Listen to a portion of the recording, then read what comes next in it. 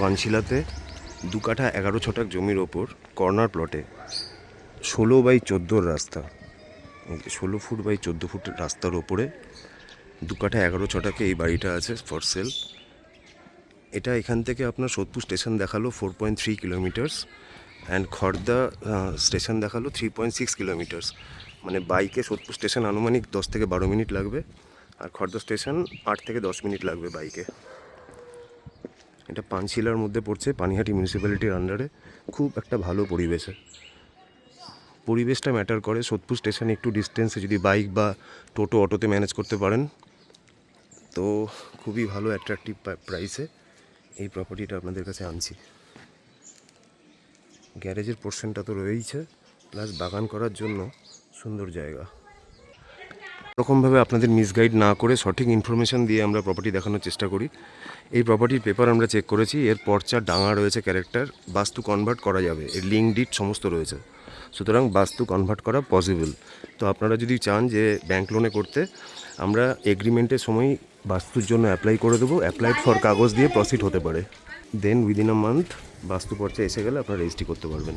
But এই প্রসেসটা তখনই সম্ভব যখন কেউ ইনিশিয়েশনটা নেবে, মানে এটা ফাইনাল করবে, দেন আমরা অ্যাপ্লাই করব। এগ্রিমেন্টও সেরকম মেনশন থাকবে, যদি পর্চা না বেরোয় ডিল ক্যান্সেল হয়ে যাবে এবং একটা কম্পেনসেশনের সাথে যেটা অ্যাডভান্স অ্যামাউন্ট সেটা রিটার্ন হবে। এই কন্ডিশনেই এগ্রিমেন্ট থাকবে। এটা জাস্ট আপনাদের প্রসেসটা সম্বন্ধে অ্যাওয়ার করার জন্য বললাম। বাকি ইন ডিটেলস জানতে হলে আপনারা সাইট ভিজিট করুন, দেন আমরা আরও ইন ডিটেলস সমস্ত ডকুমেন্টস দেখিয়ে কথা বলবো, ঠিক আছে? খুব সুন্দর কর্নার প্লটে, ডিস্টেন্সের কথা বললাম, 3 তলার ফাউন্ডেশনের এই বাড়িটা রয়েছে। গ্যারেজের পোর্শনটা একটা স্টোর রুম হিসেবে ইউজ হচ্ছে। নিচে এটা গ্যারেজের provision, but presently store room হিসাবে ইউজ হচ্ছে। যথেষ্ট জায়গা আছে, যে কোনো এসইউভি রাখার জন্য এনাফ। আর এটা ফ্রন্টের ব্যালকনি।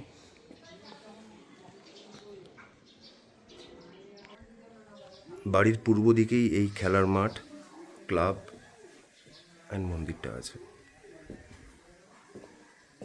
সামনের দিকটা দক্ষিণ দিক। সো আমরা এন্ট্রি করছি টুয়ার্ডস নর্থ। নিচে 2খানা বেডরুম, 2খানা ওয়াশরুম অ্যান্ড কিচেনের প্রভিশন আছে। কিচেনের প্রভিশন একটু আর কি ওল্ড মেথডে আছে। 2টো বেডরুম বলছি ঠিকই, বাট এটাকে কেউ বেডরুম বলতে চাইবেন না। এটা একটা স্টাডি রুম বা ডাইনিং রুম হতে পারে। পেছনে বেরোনোর জন্য এটা থাকছে। নিচের মেন বেডরুম এটা, যেটা south east facing, 16x12 bedroom. বেডরুমটা আমরা বারান্দার সাথেও কানেক্টেড। সো এই হলো মেন বেডরুম। দেন এই স্পেসটা পাওয়া যাচ্ছে ওয়াশিং এরিয়া পারপাস, আর এপাশে 2খানা টয়লেট আছে। 3 তলার ফাউন্ডেশন, ভিতের ইটের ফাউন্ডেশন, মানে পিওর ইটের ভিত। ছাদে যেতে এই ব্যালকনি টাইপ বেরোচ্ছে এটা।